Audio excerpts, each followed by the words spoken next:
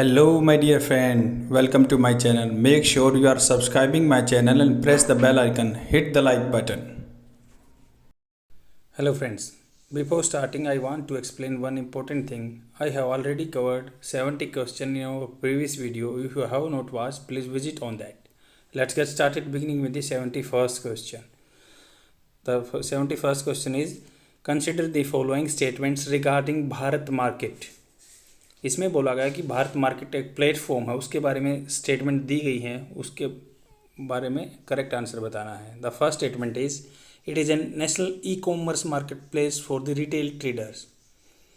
ये बोला गया कि जैसे हमारे ई कॉमर्स प्लेटफॉर्म जैसे फ्लिपकार्ट अमेजन होते हैं, वैसे ही रिटेल ट्रेडर है. ये रिटेल जो ट्रेडर है उनका एक प्लेटफॉर्म है, मार्केट प्लेस है. Second option is it is an initiative of the government of India is collaboration with Walmart. ये बोला कि गवर्नमेंट ऑफ इंडिया का इनिशिएटिव है और कोलैबोरेशन है वॉलमार्ट कंपनी के साथ. And the third option is it provides end to end services in the logistics and supply chain from the source to end consumer including delivery at home. ये बोला गया कि ये घर से घर तक की एंड टू एंड मतलब यहाँ स्टार्टिंग से एंड तक की सर्विस प्रोवाइड कराता है, लॉजिस्टिक्स से लेके घर डिलीवरी तक की service. Which of the following statements is और आर करेक्ट. आप अपना आंसर मार्क कीजिए, आप अपना ट्राई करके देखिए. अगर गलत होता है तो कोई दिक्कत नहीं, मैं एक्सप्लेनेशन बताऊंगा आपको, ये स्टिक हो जाएगा आपके माइंड में क्वेश्चन आंसर जो भी है. और नेक्स्ट टाइम में जब आप अगर एग्ज़ाम पेपर में अटैम्प्ट करोगे तो आपको अच्छे से याद रहेगा. और ये हिंदी में प्रोवाइड किया हुआ है क्वेश्चन भी. इसका एग्जैक्ट आंसर है फर्स्ट एंड थर्ड. एक्सप्लेनेशन देखते हैं.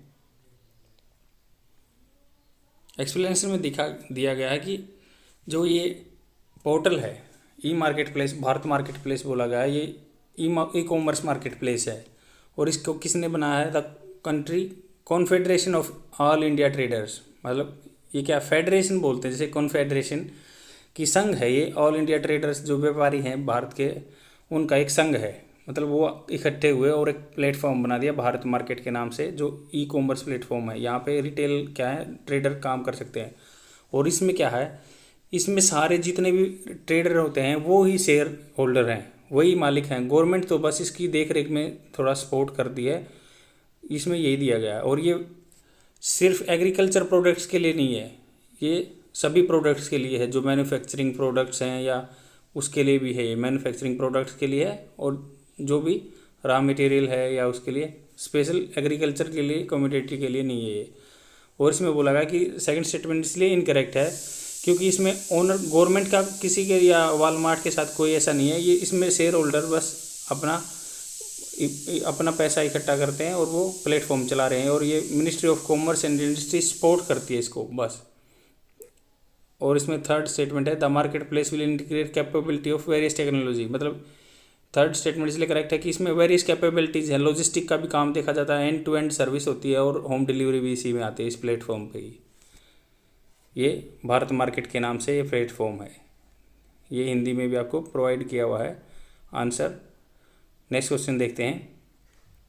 72 क्वेश्चन है with reference to the Indian Independence Act of 1947 which of the following statements is और आर करेक्ट. इसमें बोला गया कि भारत का जो 1947 में एक एक्ट बना था, स्वतंत्रता एक्ट नियम, तो उसके बारे में स्टेटमेंट दी गई है. इसमें बोला गया कि क्योंकि हमारे को 1947 में फ्रीडम मिली है अंग्रेज़ों से, तो वो एक्ट के थ्रू ही होता है काम. ऐसे नहीं है कि वर्बल किसी को बोल दिया, बस डॉक्यूमेंटेड वर्क है, मतलब एक एक्ट कानून आया था. The first statement is the act provided for the partition of India without the right to secede from the British commonwealth. मतलब क्या है कि इसमें इंडिया को सेसीड करने का, सेसीड होता है अलग करने का, ब्रिटिश कॉमनवेल्थ से अलग करने का रूल नहीं बना. बाकी इसको इंडिपेंडेंस दे दी गई इंडिया को. क्या इसमें ये प्रोविज़न था? And the second is the act transferred to the function of the secretary of state for India to the secretary of state to the commonwealth. मतलब ये बोला गया कि एक पोस्ट थी सेक्रेटरी, जैसे आज IAS अफसर को भी सेक्रेटरी की पोस्ट दी जाती थी, secretary of state for India. मतलब ये पोस्ट का नाम है सेक्रेटरी ऑफ स्टेट्स. मतलब जो सेक्रेटरी ऑफ स्टेट है उसको इंडिया का, उसको पावर उसको एबोलिश कर दिया और पावर कॉमनवेल्थ अफेयर्स के जो सेक्रेटरी ऑफ स्टेट हैं उनको दे दिया. क्या? Select the correct answer. आप अपना आंसर मार्क कीजिए. इसका एग्जैक्ट आंसर मैं बताता हूँ आपको। एग्जैक्ट आंसर सेकंड ओनली है। फर्स्ट इसलिए इनकरेक्ट है क्योंकि जो ये था कि कंपलसरी नहीं था कॉमनवेल्थ का पार्ट रहना, बस इंडिया ने वॉलेंट्री किया था। इंडिपेंडेंस तो मिल गई थी 1947 में हमें, और ये बोला गया था कि मतलब टू नेशन थ्योरी थी, मतलब इंडिया और पाकिस्तान बना दिए थे। और इसमें क्या है, मतलब ये था कि इसमें बोला गया कि इंडिपेंडेंट था, partition of the creation of the two independent dominions of India and Pakistan with right to secede from the, मतलब कॉमनवेल्थ ब्रिटिश से अलग हो सकता था, पर हम कॉमनवेल्थ गेम्स का तो पार्ट रहे थे कम्युनिटी का, और आज तक है हम कॉमनवेल्थ गेम में पार्टिसिपेट करते हैं। और सेकंड ऑप्शन इसलिए करेक्ट है क्योंकि हाँ, इसके सारे जो सेक्रेटरी ऑफ स्टेट था जो इंडिया का, वो उसकी पोस्ट हटा दी और सारी powers they the secretary of state of for Commonwealth वाले को ही, अफेयर्स को ही दे दिया ये काम भी, इंडिया का भी इंक्लूड कर दिया। ये बहुत सारे देशों के लिए ये लगाओ सेक्रेटरी ऑफ स्टेट था, जो कॉमनवेल्थ देश थे जिन पे अंग्रेजों ने राज किया था कभी, उनका कंबाइंड सेक्रेटरी ऑफ स्टेट बना दिया। 73rd question, which of the following is provision of the Indian constitution depicts the secular nature.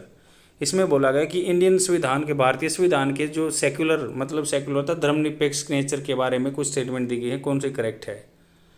The first statement is the state shall not discriminate against any citizen based on religion. आपने अगर fundamental rights पढ़े हैं 12 से 35 तक जो हमारे संविधान में लिखे गए हैं, तो ये तीनों स्टेटमेंट उसी की हैं। आपको A to Z चीज़ें याद रहेंगी और आप अटैम्प्ट भी कर पाओगे। तो देखो, the state religion shall not discriminate against any citizen based on religion, मतलब स्टेट की, यहाँ कोई स्टेट पर्टिकुलर ऐसे नहीं होता कि पंजाब हरियाणा या यूपी, ऐसे नहीं है। स्टेट मतलब बोला जाता है संविधान में पूरे इंडिया के लिए टर्म यूज होती है।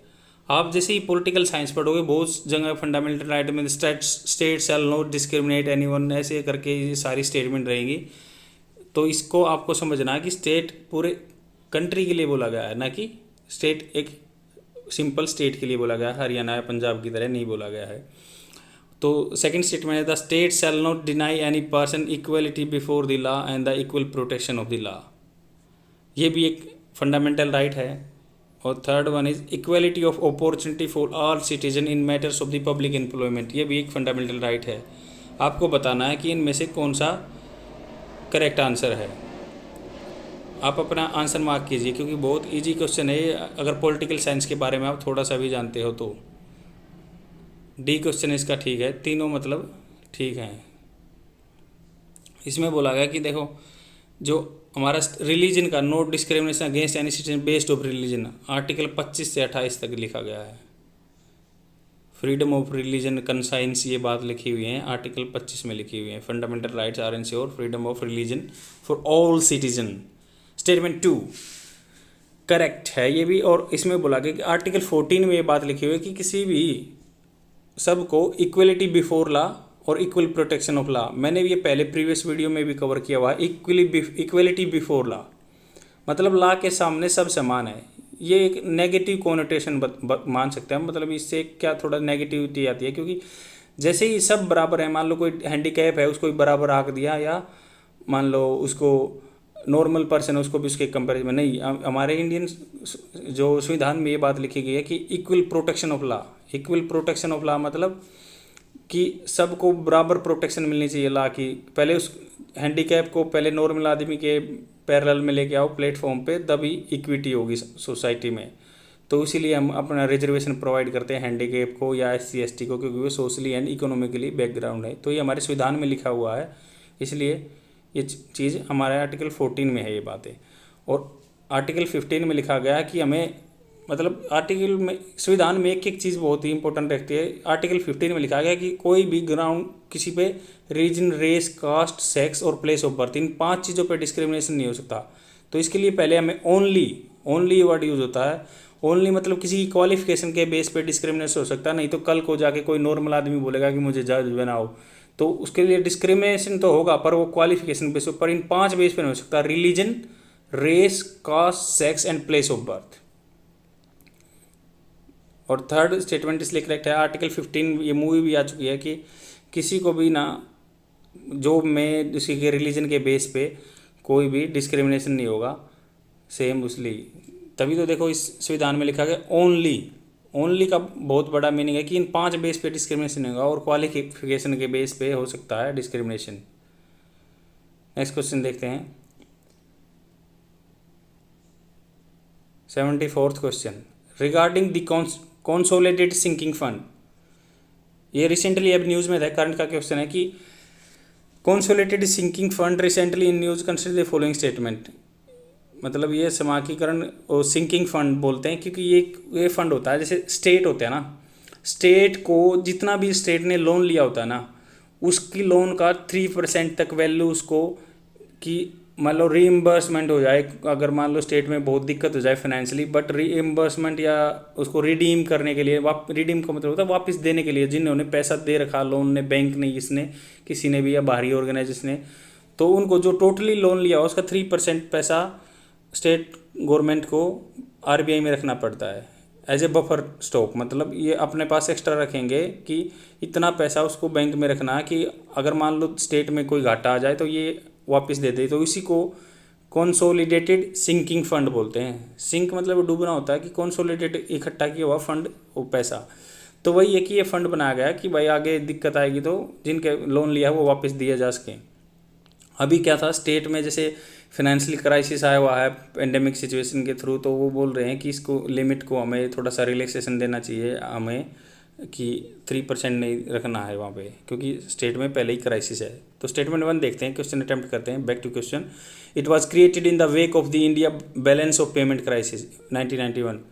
मतलब ये बैलेंस ऑफ पेमेंट क्राइसिस आया था 1991 में। आपको पता होगा कि जब मनमोहन जी हमारे फाइनेंस मिनिस्टर थे, तो उन्होंने क्या किया था कि सारा यहाँ से लोन सोना लेके गए थे, और सोना आईएमएफ से हम लोन लेके आए थे, नहीं तो बस 2 वीक का हमारे पास यहाँ पे खर्चा करने का रह गया था, बैलेंस ऑफ पेमेंट बोलते हैं उसको। और सेकंड ऑप्शन है, it is kind of the reserve fund created by the centre with the RBI as a buffer for the repayment of it liability. यही चीज़ है, क्या एक रिजर्व है ये, मतलब एक पैसा इकट्ठा करने की बात है, रिजर्व फंड बोल दो, created by the centre with RBI. मतलब क्या सेंटर ने किया है क्रिएटेड ये? देखो मैंने पूरा एक्सप्लेन कर दिया, आपको बस आंसर करेक्ट मार्क करना है। रिपेंड ऑफ लाइबिलिटीज मतलब उनकी देय हैं, जिस चीज़ के लिए वे उनको देना है, तो वो सेंटर ने बनाया है क्या fund. And the third option is this fund can be use only for redemption of loans of this for the state. मतलब ये बोला गया कि स्टेट के रिडम्पशन के लिए, पैसा वापस करने के लिए बनाया हुआ है ये fund special. Which of the following statement is incorrect. आपको ये बहुत याद रखना है कि ये इनकरेक्ट पूछा है, करेक्ट इनकरेक्ट पूछा है इसमें। तो इसका फर्स्ट एंड सेकंड इनकरेक्ट है, मतलब थर्ड ऑप्शन इसका करेक्ट है। एक्सप्लेनेशन देखते हैं। इसमें बोला गया कि कंसोलिडेटेड सिंकिंग फंड है, ये रिसेंटली न्यूज़ में था, और ये बोला गया कि using money accumulated in this such, मतलब कंसोलिडेटेड सिंक फंडिंग का ये पैसा इकट्ठा किया जाता है। और इसका फर्स्ट इसलिए इनकरेक्ट है क्योंकि ये जस्ट 1991 में जो हमारे पे क्राइसिस आया, बैलेंस ऑफ पेमेंट क्राइसिस आया, तब की बात नहीं है, 1999 2000 की बात है, जब ये बनाया गया था। ये रूल आया था कि हर स्टेट गवर्नमेंट को 3% जो भी इसकी लाइबिलिटी बनती है उसका मान लो पैसा जमा करना होता है बैंक में। और इसमें यही लिखा गया कि जो उसकी लाइबिलिटीज़ हैं उसका ये कंसोलिडेटेड सिंकिंग फंड नाम है इसका, और 1 to 3% मतलब 3% तक करना है, जमा करना है। उसकी लाइबिलिटी जितना भी उसने कर्जा ले रखा है स्टेट ने, उसका 3% उसको बैंक में रखना होता है। और अब क्या था इसमें बोला कि अभी रिसेंटली 31 मार्च 2020 तक 1.3 लाख करोड़ मतलब इतना पैसा हो गया था। 23 स्टेट कर रहे हैं ये मेंटेन, सारे स्टेट मतलब अब भी नहीं कर रहे हैं। तो इसमें बोला गया था कि ये जो 12वां फाइनेंस कमीशन था, 12th फाइनेंस कमीशन, उसने रिकमेंडेशन दी थी कि 2005 से 10 तक था कि सभी स्टेटों को करना है। स्टार्टिंग में सिर्फ 11 स्टेट ने ये मतलब बफर स्टॉक लगा लो या इसको कंसोलिडेटेड सिंकिंग फंड लगा लो, ये इकट्ठा किया था। अब ये 23 स्टेट कर रहे हैं आज तक। पर ये रिकमेंडेशन किसने दी थी? फाइनेंस कमीशन ने दी थी, 12वें फाइनेंस कमीशन ने, 2005 से 10 तक था ये। ऐसे ही आपको टर्म और चीज़ें याद होती रहेंगी, आप वीडियो देखते रहोगे तो। एंड थर्ड इसका करेक्ट है, इसलिए क्योंकि ये सिर्फ उसके लिए बनाया जाता है कि भाई जो स्टेट को है उसकी सिचुएशन ख़राब हो जाए तो उसको रिडम्पशन कर दें, उसके जो लोन ले रखा है उसने, यही बात इसमें लिखी हुई है। और इसको कंसोलिडेटेड फंड ऑफ इंडिया की से अलग रखा जाता है, ये सिर्फ पब्लिक अकाउंट में आता है। नेक्स्ट क्वेश्चन देखते हैं। मतलब ये कंसोलिडेटेड फंड ऑफ इंडिया का पार्ट नहीं है, ये कंसोलिडेटेड सिंक फंड है जो सिर्फ स्टेट का होता है। कंसोलिडेटेड फंड ऑफ इंडिया वो होता है जिसमें से मान लो हमारे सुप्रीम कोर्ट के जज और ये राष्ट्रपति वगैरह की पेमेंट आती है, उसमें भी दो चीज़ें होती हैं, आगे पढ़ते जाएंगे कि चार्ज एक्सपेंडिचर होता है कि जो बस वहाँ से देने ही होते हैं, इनके लिए बिल पास नहीं करना होता, कि के लिए जिसको बिल पास करना होता है। ये चीज़ें आगे आगे वीडियो में हम जानते रहेंगे। 75th क्वेश्चन है, article 20 of the Indian constitution provides for protection in respect of the conviction of the offence. मतलब इसमें बोला गया कि आर्टिकल 20 में एक बात दी गई है। जो आर्टिकल 20 क्या होता है, जैसे कि आपको अगर इमरजेंसी भी लगती है तो वो सस्पेंड नहीं होता। आर्टिकल 20 और 21 मतलब ये प्रिवेंशन प्रोटेक्शन देता है आदमी को। किसको प्रोटेक्शन? जब कन्विक्शन से पहले, मतलब आदमी कहते हैं ना कि भाई इसको तो बिना वारंट के अरेस्ट नहीं किया जा सकता, ये वही लॉ है, आर्टिकल 20 में लिखा गया है। ये कुछ हमको प्रोटेक्शन देता है कन्विक्शन से पहले with reference to the article statements. मतलब ये बताओ कि आर्टिकल 20 पहले आता है और 21 बाद में आता है। आप इससे याद करो कि जेल में जाने से पहले तो आर्टिकल 20 लागू होगा, और जेल में जाने के बाद जब हम ह्यूमन राइट्स की बात करते हैं तो वो आर्टिकल 21 नाम होगा कि लाइफ टू डिग्निटी होनी चाहिए, चाहे कैदी भी हो उसकी लाइफ के राइट्स होते हैं। और आर्टिकल 20 में बोला गया कि पहले हम उसको वारंट मांगते हैं, ऐसे कोई किसी को कैद नहीं कर सकता चाहे इमरजेंसी हो। तो इसमें बोला गया है कि तो first option is the result of narco analysis and the polygraph test can not be produce as evidence in the court of law in India. जब नार्को एनालिसिस बोला गया है, मान लो झूठ का टेस्ट, पॉलीग्राफी झूठ का टेस्ट बोलते हैं, नार्को या नशा दे के उसको एनालिसिस करते हैं, कि ये टेस्ट किया कोर्ट ऑफ लॉ में मान्य नहीं है। And the second statement due to rule against ex post facto legislation under article 20। Ex post facto होता है जैसे जो पीछे भी बात चली गई, मतलब आपने आज चोरी कर ली, चोरी तो छोड़ो वो सिविल केस में आ गया। आप सोचो आज आपने मर्डर कर दिया, मर्डर के लिए आज क्या है, कोई सज़ा नहीं थी, आप बच गए। आज से 2 साल बाद में कोई रूल बन गया कि मर्डर के लिए 7-8 साल सज़ा हो गई। अब ये थोड़ी है कि वो मान लो 2023 में रूल बना कि 8 साल की सज़ा होगी आपको मर्डर कर रहे हो तो, पर आपने तो मर्डर 2018 में कर लिया। सॉरी, ये मतलब ये नहीं कह रहा कि आप मर्डर करोगे, बट मैं आपको समझाने के लिए ये चीज़ें बता रहा हूँ। 2018 में आपसे कोई मतलब मर्डर का केस हो गया तो उससे क्या है, आपको सज़ा पीछे जाके नहीं मिलेगी कि क्योंकि 2018 में आपने किया तब कोई रूल नहीं था। एक्स पोस्ट फैक्टो रूल मतलब इस पर आर्टिकल 20 में लागू नहीं होता, यही मतलब है। और रेट्रोस्पेक्टिव मतलब पीछे जाके law can not be regarded taxation, taxation तो हो सकता है। और आपको आंसर बताना कि सिविल केस में प्रो है, क्योंकि हमें GAR बोलते हैं जिसको, मान लो वोडाफोन पे या बोलते हैं इसको कि वोडाफोन पे टैक्स लगा है, पीछे जाके तो लगाया है हमने, तो वो सिविल केस पे तो ये अप्लीकेबल है कि रेट्रोस्पेक्टिव इफेक्ट दे सकते हैं, पर क्रिमिनल केस पे ये ऐसा है नहीं। Third option, the provision under article 20 stand suspend during the period of emergency. जो आर्टिकल 20 है क्या इमरजेंसी के दौरान सस्पेंड हो जाता है? करेक्ट आंसर बताइए। तो आप इसको सोच के बताओ, मूवी वगैरह देखते हो उसमें भी पता चल जाता है कि कोई भी पहले मान लो कैद करने से पहले उसको वारंट चाहिए होता है। ये आर्टिकल 20 अंदर 20 के अंदर पावर दी गई है। फर्स्ट इसका करेक्ट आंसर है। एक्सप्लेनेशन देखते हैं। Article 20 mainly deals with the protection of the certain rights in case of the conviction for offence. मतलब कुछ राइट देता है अगर ऑफेंस के किसी, मान लो अपने अपराध के बदले में आप जा रहे हैं जेल में, तो उसके लिए वो कुछ राइट्स देता है, हमें प्रोवाइड करता है। जैसे article 20 protects individual against ex post facto legislation, मतलब वही कि पीछे जाके जो आपने कर दिया उसके लिए सज़ा नहीं मिलेगी। जो आज है, आज रूल बना है तो आज से आगे करोगे तो उसके लिए सज़ा मिलेगी, यही बात है इसकी। और सेकंड क्लोज 1 में दिया गया आर्टिकल 20 के क्लोज 1 में तो वो बात की एक्स पोस्ट फैक्टो। इसमें क्लोज 2 में बोला डबल जियोपार्डी। डबल जियोपार्डी का मतलब होता है जुडिशरी आपको एक ही जुर्म के लिए 2 बार सज़ा नहीं देगी। जैसे मान लो एक कुछ आपने जुर्म कर दिया, उसके लिए एक ही बार सज़ा मिलेगी, ये नहीं है कि अब बार बार उसी जुर्म के लिए आप सज़ा काटते रहोगे। एंड क्लोज 3 में बोला गया सेल्फ इंक्रीमेशन, मतलब खुद की गवाही खुद के खिलाफ नहीं चलेगी। States that accused can never be compelled to witness against himself. ये नहीं है कि पुलिस उसको डंडे मार मार के उससे कबूल करा लेगी और वो कोर्ट में बोलेगा कि हाँ मैंने जुर्म किया है और वो कबूल हो जाएगा। नहीं, उसके लिए सेल्फ इंक्रीमेशन सिर्फ सिविल केस के लिए है matter.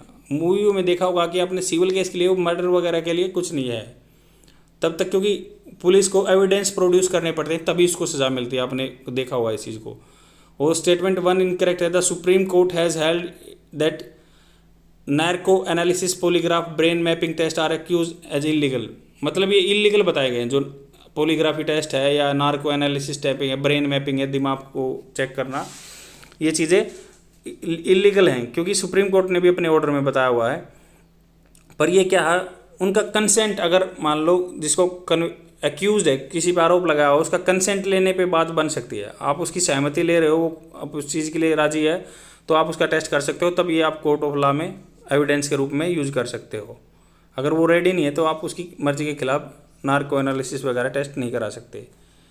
And second option ex post facto है कि मान लो सिविल केस में ये that criminal in nature not civil, मतलब अगर सिविल केसों पे आर्टिकल 20 लगता है, एक्स पोस्ट फैक्टो मतलब पीछे जाके टैक्स लगाया जा सकता है, बट किसी को सज़ा नहीं दी जा सकती, लाइफ इम्प्रिजमेंट वगैरह नहीं दे सकती। सिविल केस जो होते हैं, जैसे फैमिली का मैटर है, कोई झगड़ा हो गया किसी के साथ, मान लो आपका डाइवोर्स का है या किसी के साथ टैक्स का है, मतलब सिविल जो मान लो सामान्य मामलों में आते हैं, और वो जो मान लो को क्रिमिनल है उनमें ये पीछे जाके नहीं सकता। जनरल एंटी अवॉइडेंस रूल है होता है, बोलते उसको गार टैक्सेशन में होता है, और ये मान लो अभी वोडाफोन पे भी लगाया हुआ था, उसको ही बोलते हैं ग्रोस एडजस्टमेंट रेवेन्यू, गार भी बोलते हैं। और इसमें क्या बोला गया कि थर्ड स्टेटमेंट इसमें इनकरेक्ट है, even during national emergency, national emergency के द्वारा भी आर्टिकल 20 और 21 सस्पेंड नहीं हो सकते आर्टिकल।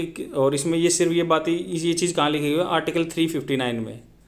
मतलब आप इसको ऐसे याद रख सकते हो, 360 में अगर हम फाइनेंशियल इमरजेंसी लगती है ना, तो उससे एक आर्टिकल पहले ये लिखा गया है कि आर्टिकल 20 और 21 सस्पेंड नहीं होंगे इमरजेंसी के दौरान भी, क्योंकि आर्टिकल 6 में बोला गया right to life with dignity में। ये नहीं है इमरजेंसी है, किसी की लाइफ की डिग्निटी नहीं होगी, उसको सम्मान से लाइफ नहीं दी जाएगी, या उसको ऐसे ही उठा के जेल में डाल दिया जाएगा। ये रूल ऐसे बने थे क्योंकि पहले क्या होता था, कोई भी इमरजेंसी लगने पे इंडियंस को, पत्रकारों को, या जो हमारे नेता थे उनको जेल में डाल दिया जाता था। ये इसीलिए ही हमारे संविधान में ऐसे रूल बनाए गए हैं। नेक्स्ट क्वेश्चन देखते हैं, उनसे बचने के लिए, क्योंकि पहले मिसयूज़ बहुत होता था पावर का, जब यहाँ पे ब्रिटिश राज करते थे।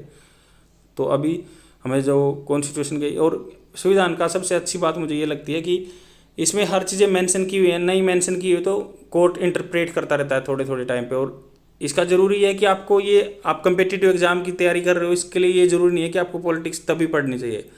पॉलिटिकल साइंस क्या है, आप तभी भी पढ़ सकते हो जब आपको बस नॉर्मल चीज़ों का ज्ञान होना है, डिस्कशन में पार्ट लेना है और गवर्नमेंट की प्रोसीडिंग्स की जानकारी लेनी है, तो ये उसके लिए भी बहुत इंपॉर्टेंट है। 76 question, with reference to the liberty consider the following. Liberty मतलब स्वतंत्रता।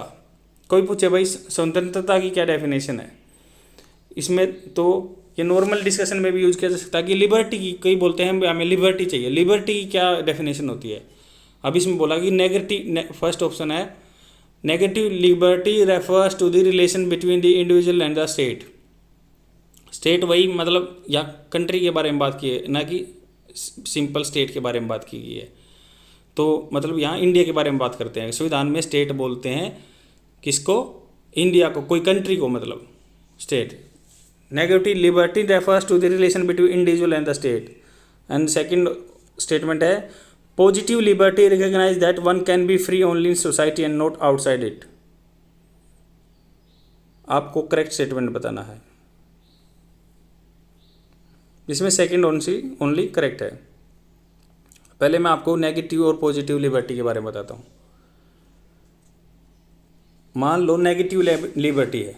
नेगेटिव लिबर्टी क्या है, आपको एक मान लो प्लेस दे दिया जाए, आपका पर्टिकुलर प्लेस दे दिया जाए और बोले कि आपके लिए बहुत रिलीजियस जगह है, पवित्र जगह है, आप इस पर जो चाहे वो कर सकते हो, और ना ही आपके में स्टेट मतलब पूरा ये कंट्री या कोई आपको इंटरफेयर करेगा बीच में, तो इसको बोलते हैं नेगेटिव लिबर्टी।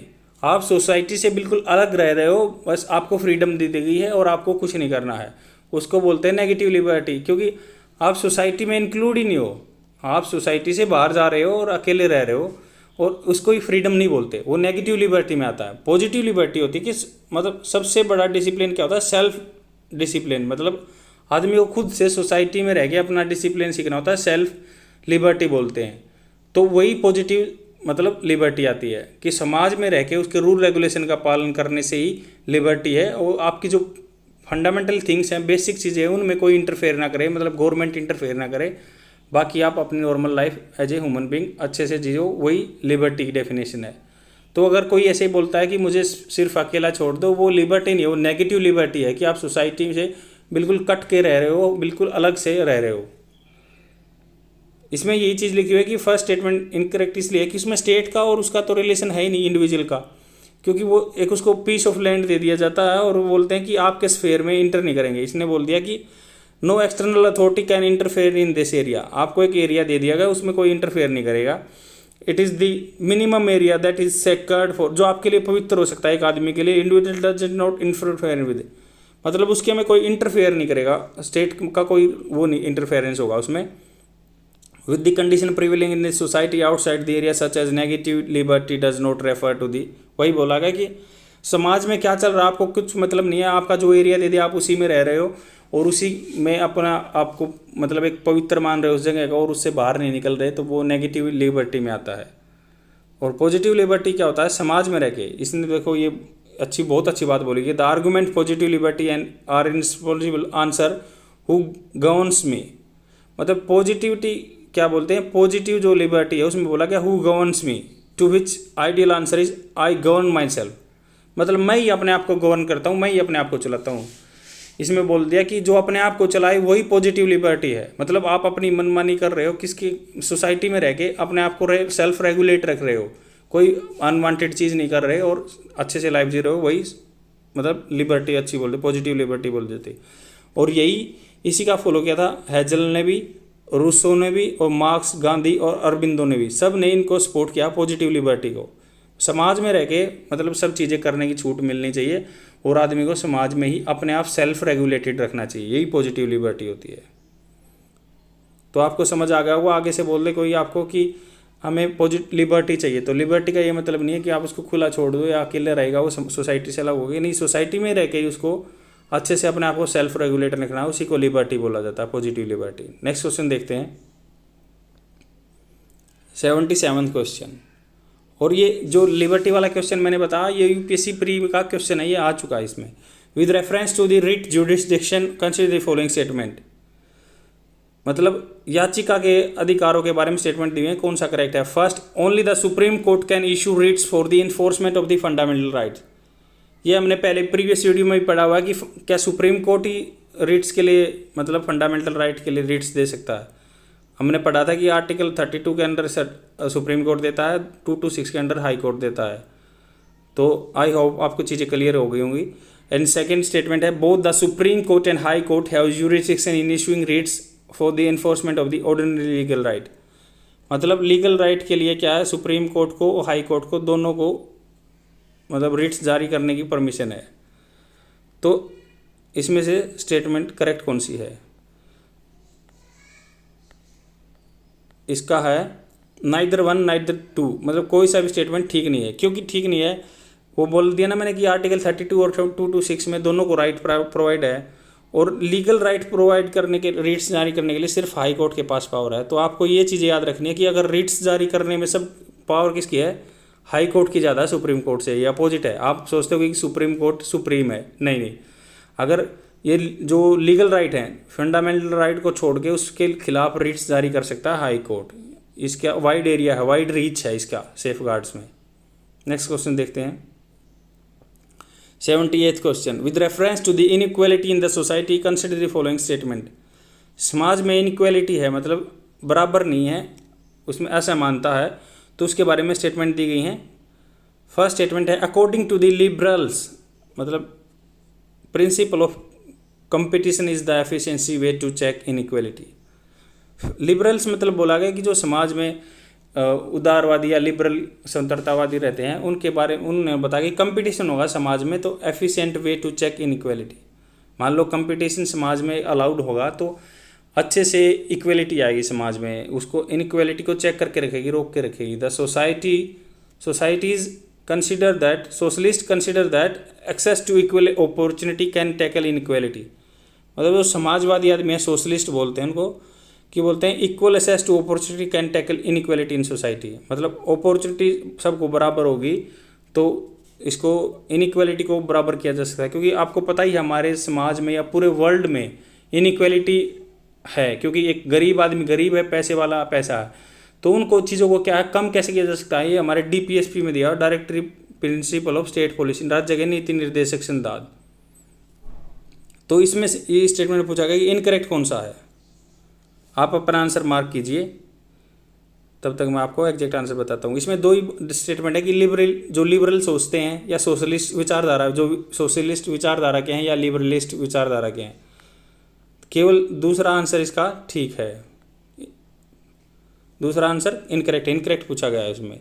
तो करेक्ट आंसर पहला इसलिए है कि जो प्रिंसिपल ऑफ कंपटीशन, मतलब कंपटीशन की भावना होगी समाज में, लिबरल ने सोचा, ये लिबरल विचारधारा जिसकी स्वतंत्र विचारधारा है कि अगर मान लो समाज में कंपटीशन होगा ना तो सबको ग्रो करने के इक्वल अपॉर्चुनिटी प्रोवाइड होंगी और समाज में, सोसाइटी में इक्वलिटी आएगी। इनइक्वलिटी को कर्ब किया जा सकता है या चेक किया जा सकता है और सबको अपने टैलेंट के बल पे उसको रिवार्ड मिलेगा, उसको इनाम मिलेगा जो भी है। और मार्क्सिस्ट बोलते हैं क्योंकि मार्क्सिस्ट विचारधारा सोशलिस्ट की विचारधारा है, जिसको हम बोल सकते हैं कि रसिया भी कुछ हद तक फॉलो करता है, चाइना तो कम्युनलिज्म को फॉलो करता है। तो सोशलिस्ट विचारधारा मार्क्सिस्ट की है जो रसिया में फॉलो होती है। तो इसमें बोला गया कि जो सारे रिसोर्सेज हैं वो गवर्नमेंट के हाथ में होने चाहिए। इसमें सोशलिस्ट विचारधारा वाले क्या बोलते हैं कि सारे रिसोर्सेज का मेन कार्यकर्ता कौन होना चाहिए, मान लो गवर्नमेंट होनी चाहिए, प्राइवेट इंडिविजुअल के हाथ में कोई पावर नहीं होनी चाहिए, मतलब नहीं तो उसमें डिस्पैरिटी आएगी, इनइक्वलिटी आएगी सोसाइटी में। इसने बोल दिया कि देयर फॉर टू टैकल, मतलब social equality such a difference of privilege होता है, रैंक होती है, tackle to inequality ensure that public control over essential resources. मतलब क्या है कि इसमें बोला कि पब्लिक का नहीं होना चाहिए रिसोर्सेज पे कंट्रोल, सिर्फ गवर्नमेंट का होना चाहिए और सबको इक्वल देगी वो। नेक्स्ट क्वेश्चन देखते हैं 79th question. With reference to the constituent assembly consider the following statement. कल भी हमने पढ़ा था और डेली शायद हम एक बार एक क्वेश्चन कर लेते हैं कॉन्स्टिट्यूएंट असेंबली के। कॉन्स्टिट्यूएंट असेंबली उसको बोलते हैं कि जो संविधान में 1947 में हम आज़ाद हो गए थे और हमारा 26 जनवरी 1950 को संविधान लागू हो गया था, जो बन के तैयार हो गया था। कॉन्स्टिट्यूएंट असेंबली बोलते हैं कि 1947 में तो यहाँ से अंग्रेज चले गए थे कि उन्होंने बोल दिया था कि आप यहाँ पे मतलब रूल कैसे करोगे, उसके लिए एक असेंबली बनाई गई थी कि इनके थ्रू रूल करोगे। पहले पार्टी वार्टी होती नहीं थी, तो इनको कैसे बनाया गया था कि प्रोविंशियल, जो प्रांत में जो असेंबली थी, प्रांत में जो असेंबली थी, मान लो जैसे आप हम लेजिस्लेटिव असेंबली बोलते हैं स्टेट में, वैसे ही पहले प्रांत बोलते थे स्टेट्स को, राज्य को। तो लेजिस्लेटिव असेंबली में क्या होता था, सिलेक्टेड फ्रेंचाइज, मतलब सबको वोट डालने का अधिकार नहीं था पहले 1947 के आसपास, तो उनको सिलेक्टेड फ्रेंचाइज बोलते हैं, वोट डालने का अधिकार। तो किन को प्रोवाइड था, जो पैसे वाले होते थे, तो वुमेन को पहले ये वोट डालने का अधिकार प्रोवाइड नहीं था, जो पैसे वाले थे वो गरीब को भी वोट डालने का अधिकार नहीं था। तो फ्रेंचाइज, लिमिटेड फ्रेंचाइज पे तो ये प्रोविंस में जो प्रांतों में मेंबर बने। तो लेजिस्लेटिव जो प्रोविंशियल असेंबली के जो मेंबर थे उन्होंने इनडायरेक्ट वोट डाला, उन्होंने वोट डाला तो वो अपना कॉन्स्टिट्यूएंट असेंबली के मेंबर बने थे, तो इसलिए वो इनडायरेक्ट इलेक्शन था। और वो क्या है 24 जनवरी 1950 को कॉन्स्टिट्यूएंट असेंबली भंग कर दी थी। फिर क्या होता, प्रोविजनल पार्लियामेंट, प्रोविजनल होता है नकली, मतलब थोड़े टाइम के लिए जो चीज़ रहती है, जैसे प्रोविजनल सर्टिफिकेट होते हैं हमारे पास जब तक ओरिजिनल डॉक्यूमेंट नहीं आते। तो प्रोविजनल पार्लियामेंट ने फिर क्या हुआ था 1952 तक रूल किया था। 1952 के बाद इलेक्शन के बाद जो जवाहरलाल नेहरू जी की गवर्नमेंट बनी थी, उन्होंने फिर यहाँ पे शासन किया था। शासन बोल सकते हैं, एडमिनिस्ट्रेशन कह सकते हैं, शासन तो वर्ड क्योंकि अंग्रेजों के लिए यूज किया जाता है या राजा महाराजाओं के लिए, पर एडमिनिस्ट्रेशन बोल सकते हैं हम। फर्स्ट स्टेटमेंट है the assembly was a partially elected and partially nominated by, मतलब जो असेंबली थी कॉन्स्टिट्यूएंट असेंबली क्या पार्शली नॉमिनेटेड थी और पार्शली मतलब इलेक्टेड थी, पार्शली नॉमिनेटेड थी। क्या ये करेक्ट स्टेटमेंट है? सेकंड बोल दिया the members were to be directly elected by the members of the provincial assembly. मैंने बताई दिया आपको, ये एग्जैक्ट आंसर आप बताओ, क्योंकि डायरेक्टेड तो नहीं थे प्रोविंशियल असेंबली के मेंबर द्वारा। थर्ड है the representative of the principal state were be nominated by the governor general of India. तो क्या बोल दिया कि जो प्रिंसिपल स्टेट थे उनके जो मेंबर थे गवर्नर जनरल ने नॉमिनेट किए थे। कौन सी स्टेटमेंट करेक्ट है? आप अपना आंसर मार्क कीजिए। फर्स्ट ओनली इसका करेक्ट आंसर है। एक्सप्लेनेशन देखते हैं।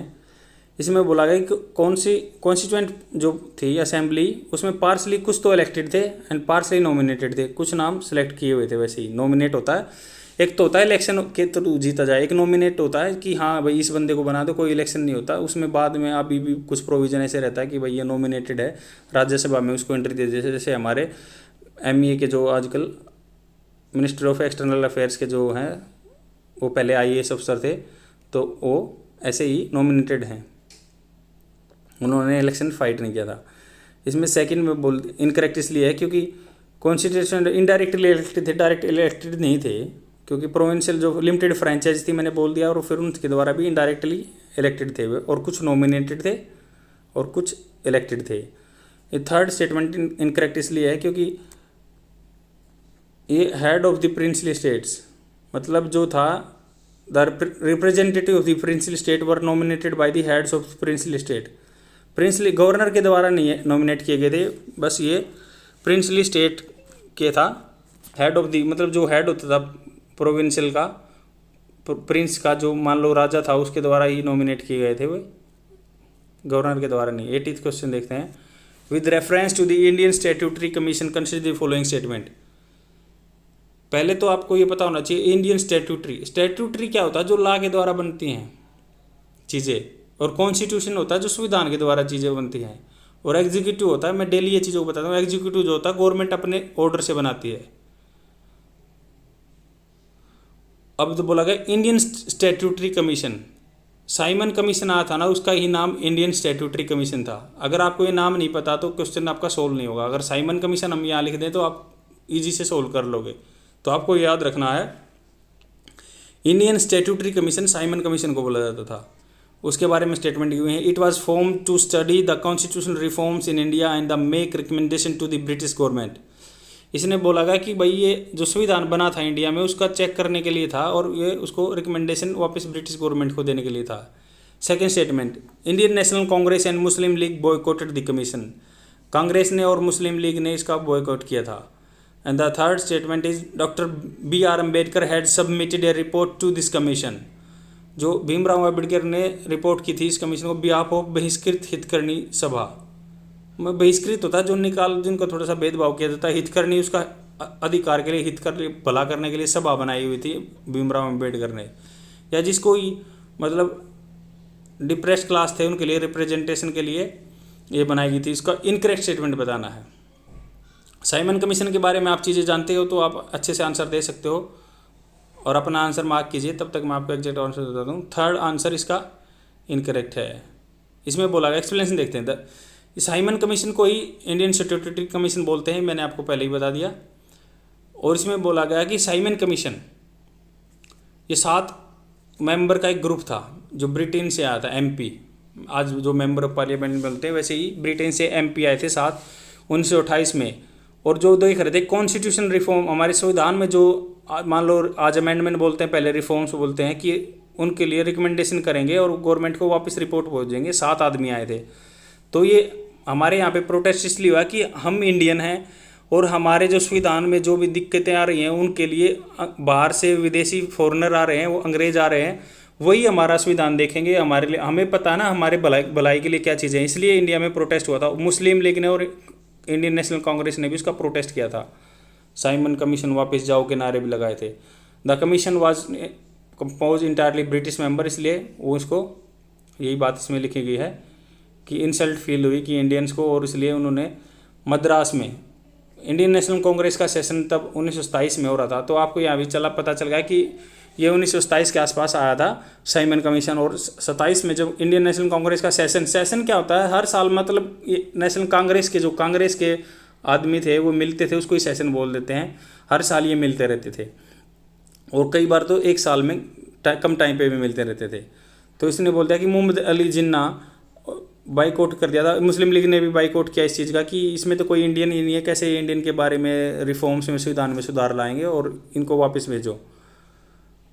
तो इसलिए हड़ताल हुई थी, प्रोटेस्ट हुए थे। और ये थर्ड स्टेटमेंट इसलिए इनकरेक्ट है। Doctor Bhimrao Ambedkar behalf of the बहिष्कृत हितकर्णी सभा डिप्रेस्ड क्लास, मतलब जो मान लो जिनको कुचला गया है, depressed class institute of Bombay, English में इसको बोलते हैं depressed class institute of Bombay, raise issue considering the education of the depress class. मतलब ये उससे लिंक है नहीं साइमन कमीशन ने, बस ये बोला गया जो बहिष्कृत हितकर्णी सभा थी, मान लो जो बाहर निकाले गए हैं उनके हित के लिए सभा, या जो उसको इंग्लिश में बोल दिया Bombay institute of Bombay, depress class के जो लोगों के लिए बॉम्बे में एक इंस्टीट्यूशन बनाया गया, उसने बोल दिया कि जो एजुकेशन है नीचे डिप्रेस क्लासों की, उनकी एजुकेशन को ऊपर उठाया जाए। इसका किसी मतलब 19 मई 1928 को ये लागू किया गया था। इसका साइमन कमीशन से कोई लिंक नहीं है। जो भीमराव अम्बेडकर ने डिप्रेस क्लास के लिए बहुत काम किया था, ये आपने सुना ही होगा। और ये उस टाइम के वकील थे, पढ़े लिखे, जिसने हमारे संविधान में बनाने में बहुत बड़ा योगदान दिया है। और ये हिंदी में क्वेश्चन प्रोवाइड किया हुआ है। That's all for today. Tomorrow I will come with more question and friends keep learning. Bye.